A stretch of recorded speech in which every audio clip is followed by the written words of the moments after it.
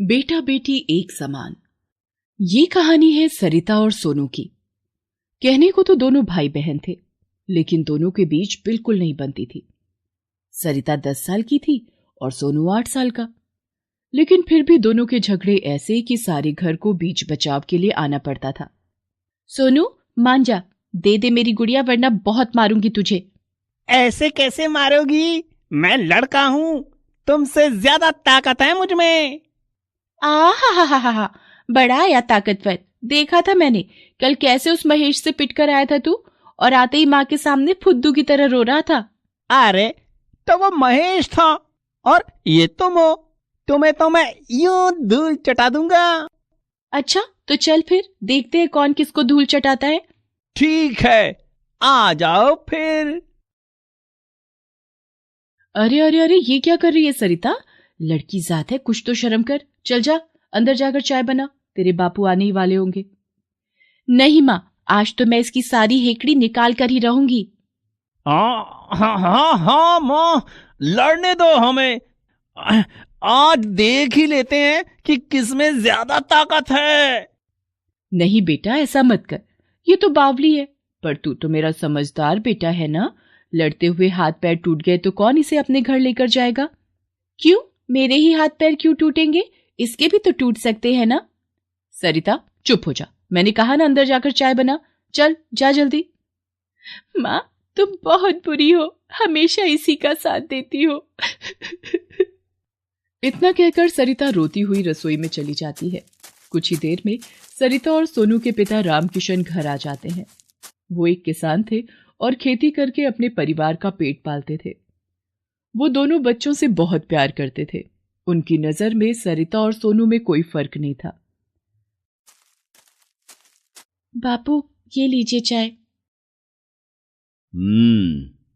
बिटिया क्या बात है, आज चाय कुछ कम मीठी है, गुस्से में बनाई है क्या?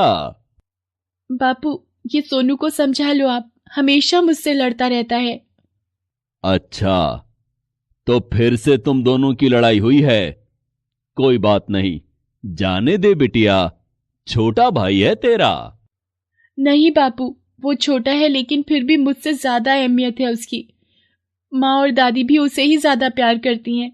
मुझे सब पता है, मैं लड़की हूं ना, इसीलिए कोई मुझे प्यार नहीं करता। अरे ना बिटिया, ये किसने कहा तुझसे? किसी ने नहीं, लेकिन मुझे पता है यही सच है। इतना कहकर सरिता रोती हुई वहां से चली जाती है। रामकिशन समझ गए थे कि इस बार बच्चों का झगड़ा बच्चों तक सीमित नहीं था। रामकिशन ने फौरन सोनू और सरिता को अपने पास बुलाया, साथ ही बच्चों की मां सरिता और उनकी दादी राजमती को भी। हाँ भाई, अब बताओ क्या परेशानी है तुम दोनों की? बापू मुझे तो कोई परेशानी नहीं है।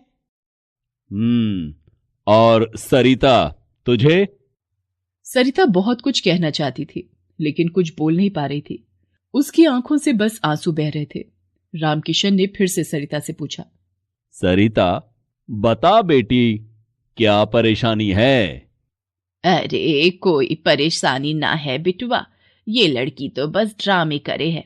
घर के काम ना करने पड़े इसके लिए मेरे सोनू से लड़ती रहे हमेशा। अपनी दादी की बात सुनकर सरिता से रहा नहीं गया। वो गुस्से से बोली, मैं लड़ती हूँ दादी? अब इतना तो झूठ मत बोलो। माना ये सोनू तुम्हारा लाडला है, लेकिन मैं भी तो कुछ लगती हूँ तुम्हारी कि नहीं?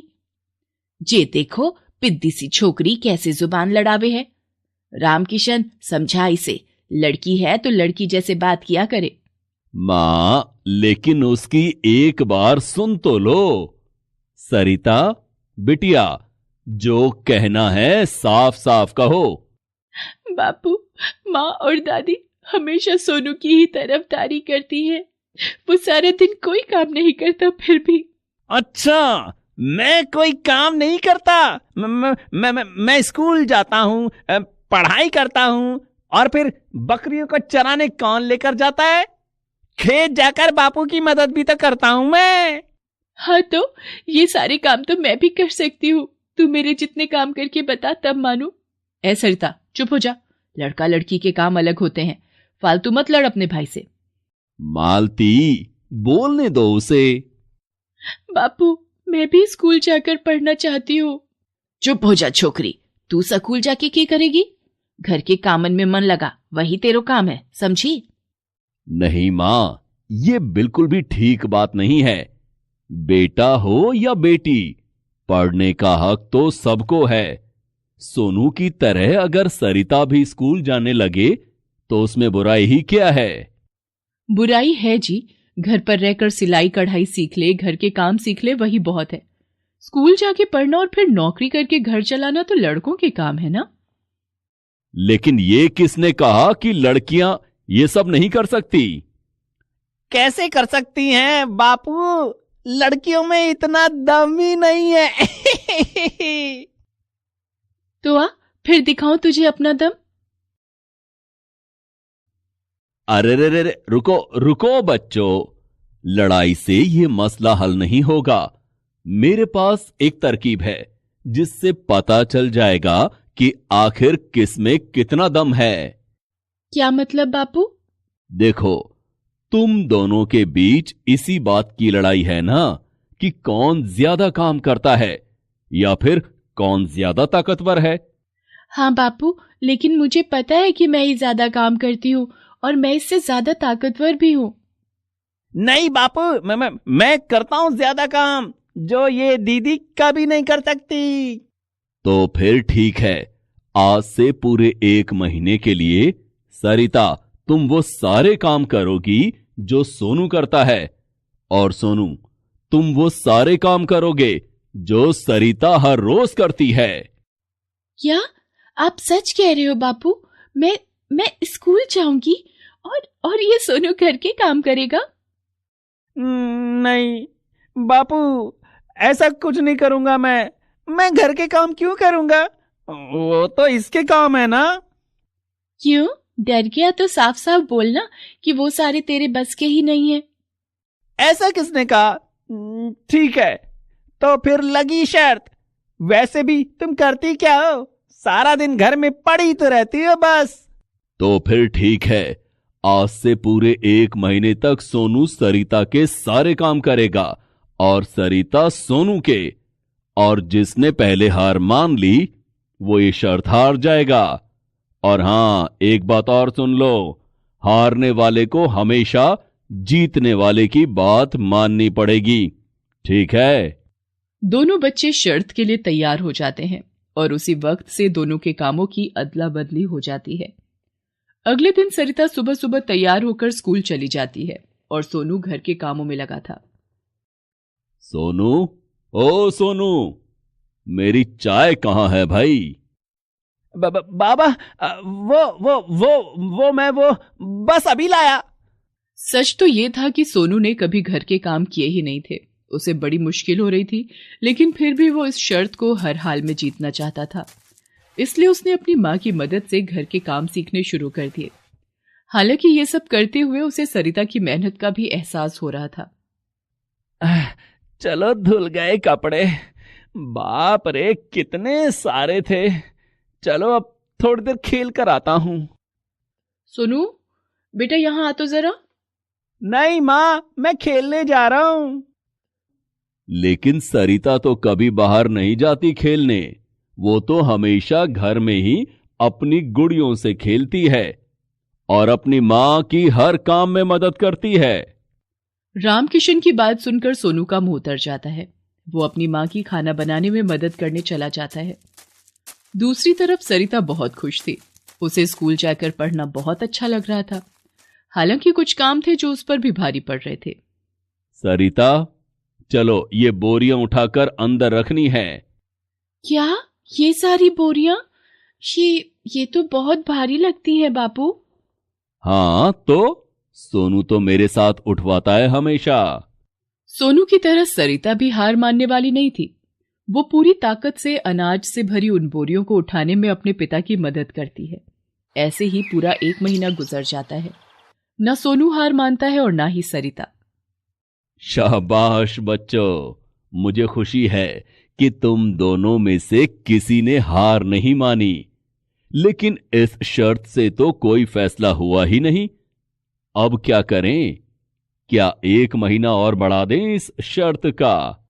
नहीं बाबा नहीं, मेरा मतलब है कि मैं हार मानता हूं। बाबा, मुझे समझ आ गया है कि दीदी सच में बहुत काम करती है और ये घर के काम बिल्कुल भी आसान नहीं है। दीदी, मुझे माफ कर दो। अब से मैं कभी तुम्हें परेशान नहीं करूंगा और तुम्हारे खिलौनों को हाथ भी नहीं लगाऊंगा। नहीं सोनू, सच तो ये है कि तू ये शर्त जीता है। पढ़ाई इतनी भी आसान नहीं जितना मैं समझती थी, और उससे भी मुश्किल है खेत का काम, जो तू इतने अच्छे से कर लेता है। बहुत बढ़िया बच्चों, सही मायने में तुम दोनों जीते हो, कोई नहीं हारा। हैं? इसका क्या मतलब हुआ जी? दोनों कैसे जीत सकते हैं? क्योंकि दोनों ने एक दूसरे की अहमियत को समझ लिया है, इसलिए ये दोनों जीते हैं। मालती, सोनू, तुम्हारी दीदी पढ़ नहीं सकती ये सच नहीं है। वो तो मेरे पास पहले इतने पैसे नहीं थे कि मैं इसे स्कूल भेज सकूं, लेकिन अब मैंने फैसला कर लिया है कि सरिता भी अब से स्कूल जाएगी। मैं आज ही तुम्हारे स्कूल के मास्टर जी से मिलकर आ रहा हूं। उन्होंने मुझे बताया कि सिर्फ महीने की पढ़ाई में ही सरिता ने बहुत अच्छी परीक्षाएं दी हैं। लेकिन अगर ये स्कूल जाएगी तो घर के कामों में मेरी मदद कौन करेगा जी? ये दोनों मिलकर करेंगे तुम्हारी मदद। क्यों बच्चों, करोगे ना? दोनों बच्चों ने एक साथ सिर हिलाकर अपने पिता को हामी भरी और फिर एक दूसरे का हाथ पकड़कर एक साथ खेलने चले गए। रामकिशन ने भले ही बच्चों को सीख दी थी, लेकिन इस सब से मालती और राजवती भी बहुत कुछ सीख गए थे। उन्हें भी समझ आ गया था कि चाहे बेटा हो या बेटी, कोई भी एक दूसरे से कम या ज्यादा नहीं होता। Please subscribe this channel.